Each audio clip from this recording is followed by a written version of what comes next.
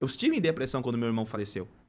Você sabe da história. Eu ouvia profetas me ligavam, falavam do meu chamado, do meu ministério, do que Deus tinha pra minha vida. Minha filha acabara de nascer. No mesmo Que você falou, de perguntar duas coisas que você já pode até responder. Você está falando que o problema é a alma, e a alma que é a ponte de ligar o espiritual do sobrenatural, e a grande dificuldade das pessoas é a alma ferida, e tem muitos líderes que nós falamos que está ferido na alma. Primeiro, qual é os maiores bloqueios na alma? Pergunta. E a segunda pergunta tem a ver com isso. Quando você começou o ministério pastoreando, você tinha esses bloqueios? Muitos. Crenças limitantes, aí já gera religiosidade. Crença limitante é religiosidade. Religiosidade. Você tem discernimento. Discernimento que é e o que não é, o que pode e o que não pode. Discernimento. Mágoa, pastor. Rancor. Tem uma outra situação também.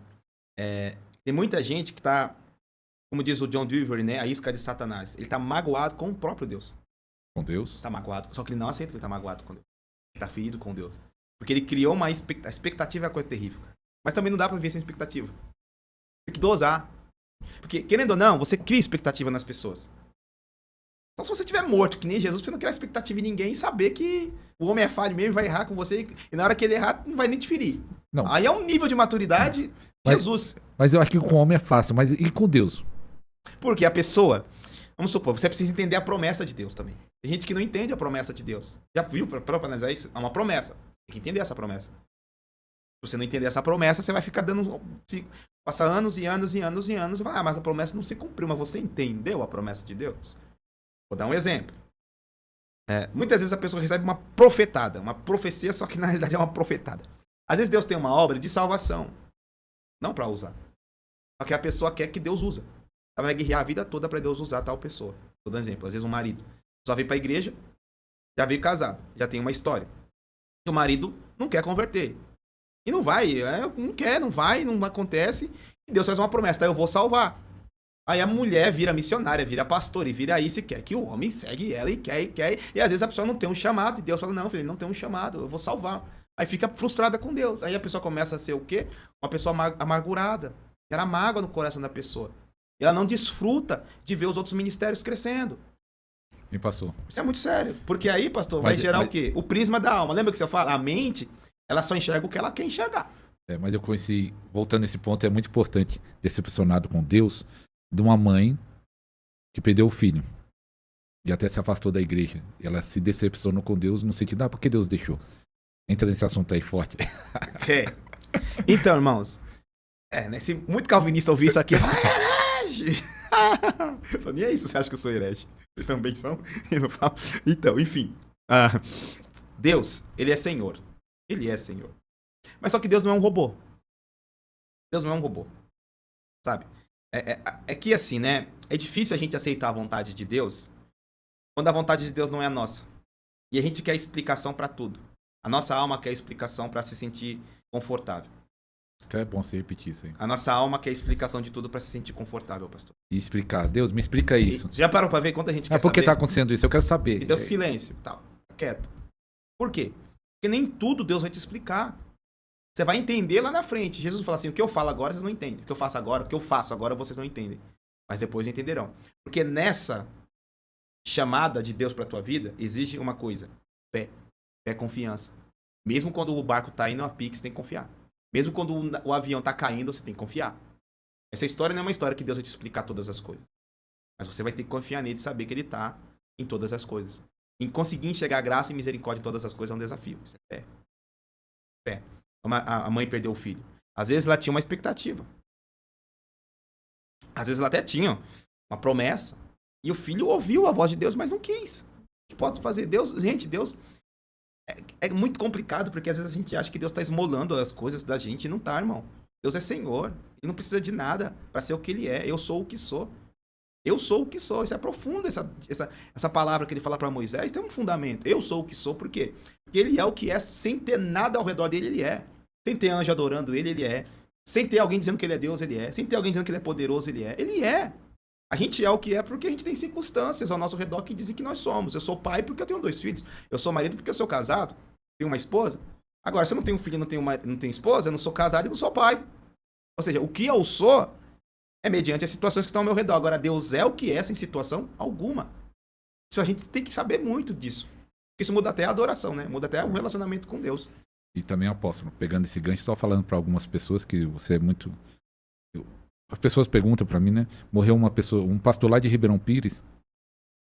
Aí um pastor não era tão novo, mas também não era tão de idade. E aí o meu irmão perguntou, por que ele morreu? Não era um homem de Deus? Acho até estranha a pergunta dessa. Uhum. E eu falei assim, ué, e onde está escrito na Bíblia que um homem de Deus não vai partir?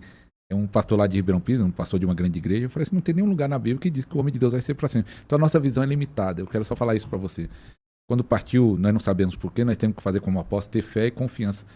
Mas quando é um homem de Deus, principalmente uma mulher de Deus, um crente, nós sabemos para onde ele foi. Foi para a casa celestial.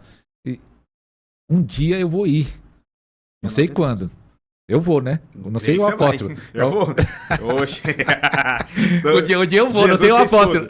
Eu recebi pela fé o que ele fez. E eu guardo meu coração nisso. Mas, apóstolo, pegando esses ganchos aí, ó que coisa tremenda. Meu irmão, eu queria que você falasse, depois que você não respondeu ainda, quais os principais bloqueios, que eu fiz a pergunta junto. Aí nós entramos Inveja, mágoa, ciúme, decepção com Deus. Decepção com Deus, que já vai gerar tristeza. Ó, quer ver? Um texto que é claro e a gente não entende. Havia 2 discípulos indo para Emaús, sim ou não? Eles estavam com os olhos cheios de... A Bíblia diz que eles estavam com os olhos cheios de olhos, é alma, tá? Ali a tradução é alma. A alma totalmente carregada de tristeza. Estavam decepcionados. Eles viram Jesus manifestar glória, viram sinais, prodígios e maravilhas extraordinários, e também viu Jesus padecer. Viu Jesus tomar uma surra, ficar sem pele, sangrou, espirrou sangue para tudo que é lado, e ele não fez nada. Um anjo não desceu, nada. Ele ficou lá como um cordeiro mudo. Foi ao matador, como estava escrito em Isaías 53. Ele foi.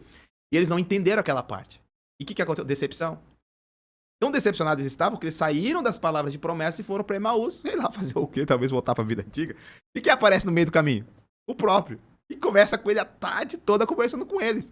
Eles não percebem que é Jesus. Ele sente o coração queimar, mas não... Só vai perceber mesmo quando ele faz aquele sinal. Parte o pão. Quando parte o pão, os olhos dele se abrem. Aí é mais misericórdia, ainda mais graça. Ele estava com medo da gente. Vamos voltar para Jerusalém. É assim, quando a nossa alma está triste, pastor, a gente ouve e não recebe. Quando a gente está em depressão, o que é depressão? É um estado profundo de tristeza e desesperança.